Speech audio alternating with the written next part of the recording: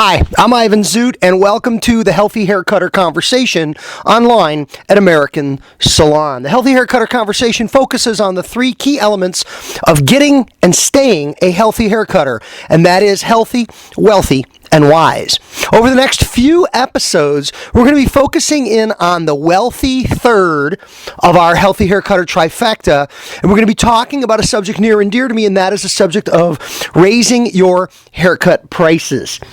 It's been nearly a decade now since I created the concept. July 1st is Raise Your Haircut Prices Day in the USA.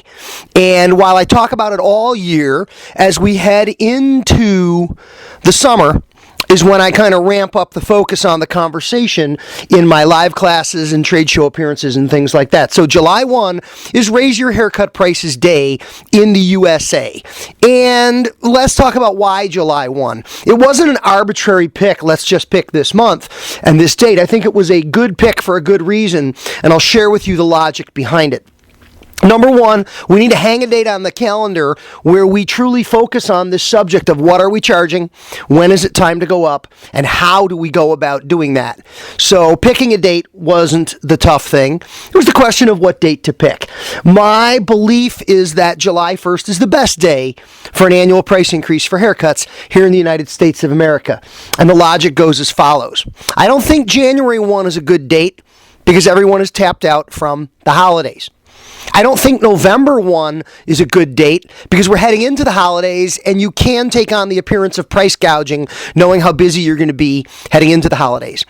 I don't think August or September 1 are good choices because back to school season is a time when families and people are spending a great deal of money on other things, and the focus is elsewhere, and it's a big haircut time, and again, that specter of gouging may raise in the conversation. I think April 1 is tough. We're heading into tax day. People are hyper-focused on issues like costs and taxes and cost of living, and I think it's a bad time to hit them right between the eyes with a request for a little more money. So July 1 seemed good because it's free of all of those encumbrances, and I think July 1 also feels good because it's a quieter time.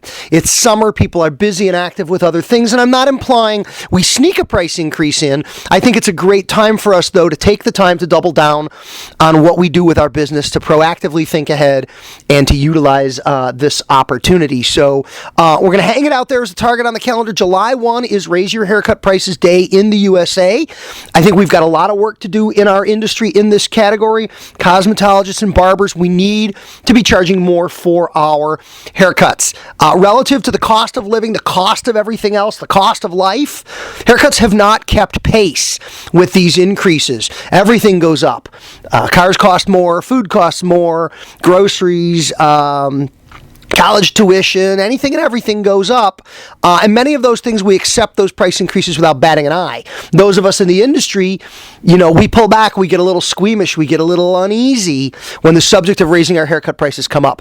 In subsequent audio postings, episodes of this ongoing series, we're going to cover what I believe are a number of the key elements of how to raise your haircut prices, the practical elements of execution, the psychological aspects of how and why we do it, the financial elements of how much do we do it when we do it. So thanks for tuning in. I look forward to continuing the conversation. Keep an eye on the calendar with an eye to the future. July 1, Raise Your Haircut Prices Day in the USA. Thank you for listening to this episode of the Healthy Hair Cutter Conversation. I'm Ivan Zoot at American Salon Online. Have a great day.